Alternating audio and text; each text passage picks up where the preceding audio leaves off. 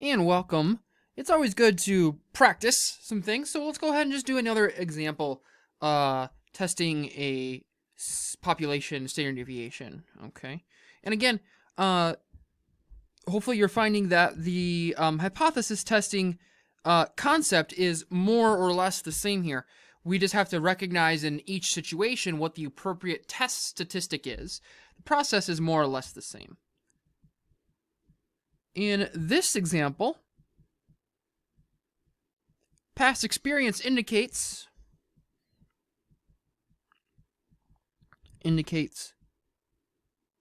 that x is approximately a normal random variable is approximately a normal random variable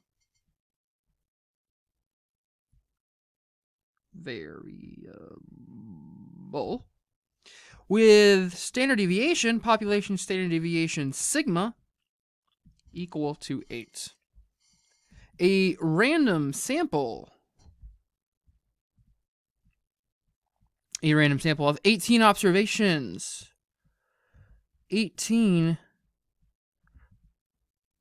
A random sample of 18 observations yields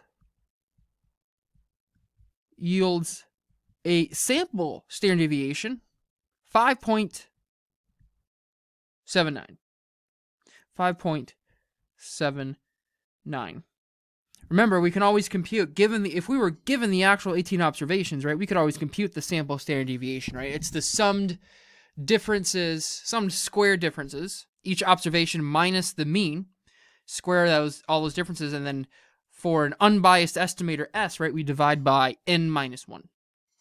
So we have a sample standard deviation of 5.79.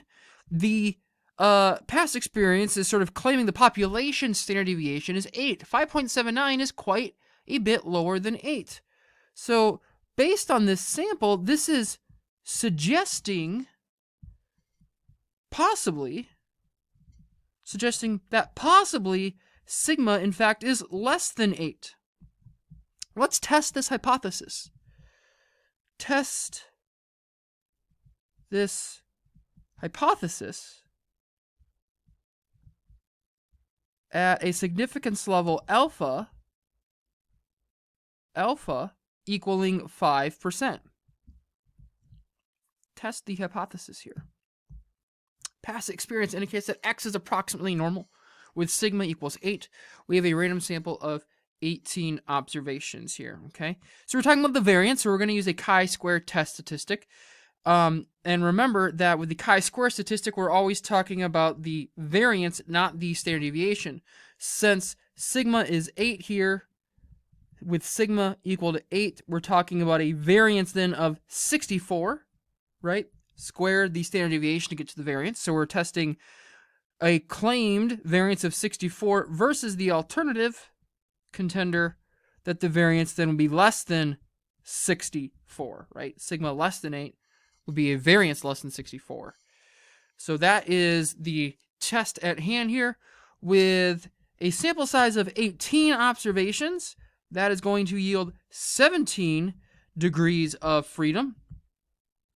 17 degrees of freedom. All right.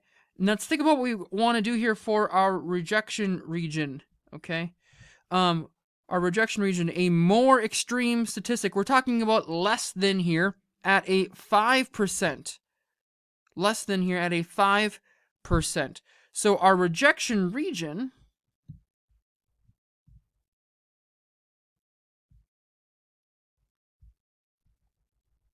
we want 5% of the area right there. 5% of the area there. That means we're going to have 95% of the area to the right. A 95% of the area to the right. So with 17 degrees of freedom, we can go to the chi-square table and look up the value that's going to leave us 95% of the area to the right. Pull up our chi-square table.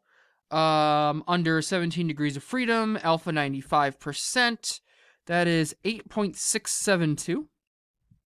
8.672 would be the value that leaves 5% area to the left. 5% area to the left. On these one-sided tests, you have to be careful looking at which direction your rejection region would be in. And if it's two-sided, right, you split it alpha over 2, half to the left and half to the right. But this is a one-sided test. So let's clean this up by just writing out the rejection region.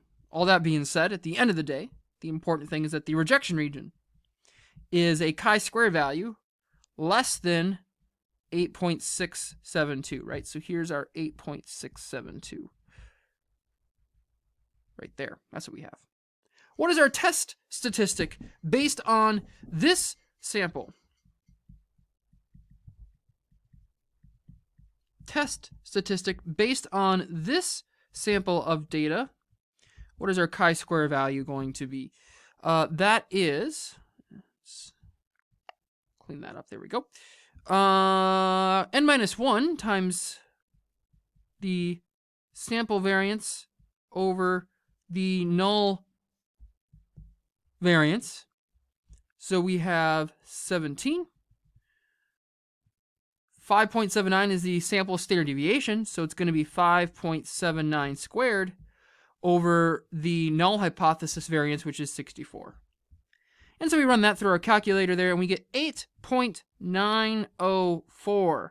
8.904. Compare the 8.904 to our rejection region criterion. Not in our rejection region. Not in the critical region, right? Not in critical. Not in the critical region. Not in the critical region. Rejection region to critical region, same thing. Not in the critical region, so our end conclusion, decision, we fail to reject the null hypothesis. We fail to reject the null hypothesis.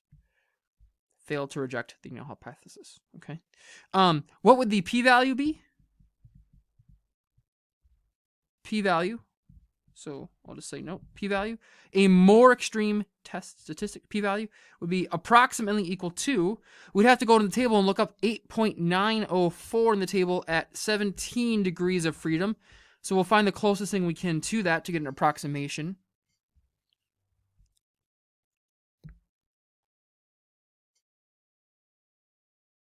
(17 degrees of freedom). 17 degrees of freedom. 8.904. 8.904 is somewhere between these two values. Somewhere between these two values. Okay. So what I'm going to do here is I'm going to grab a calculator. I'm going to grab a calculator. And what is the difference? So we had 8.904 minus 8.672. So we have a difference of 0.232. We have a difference of 0.232. It's very close to the 95% alpha compared to the 10.085. So I'm doing a bit of a linear interpolation here, right?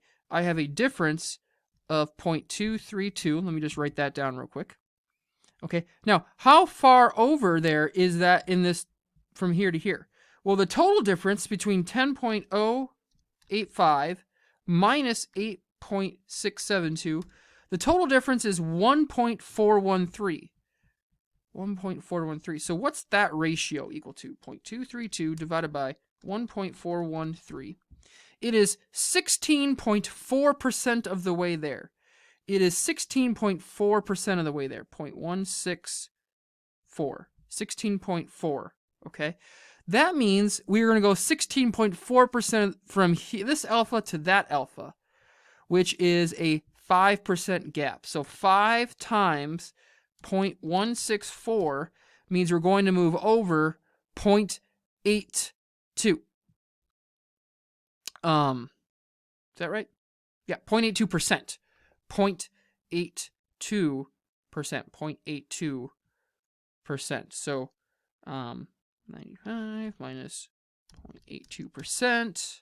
95 minus 0.82% would be a 94.18. So if I go over 0.82%, that's going to get me at a value approximately 94.18. 94.18. So if I have 94.18 of the area to the right, 1 minus that, 1 minus 94.18 is approximately 5.82. So a p-value of approximately 5.82%. 5.82%.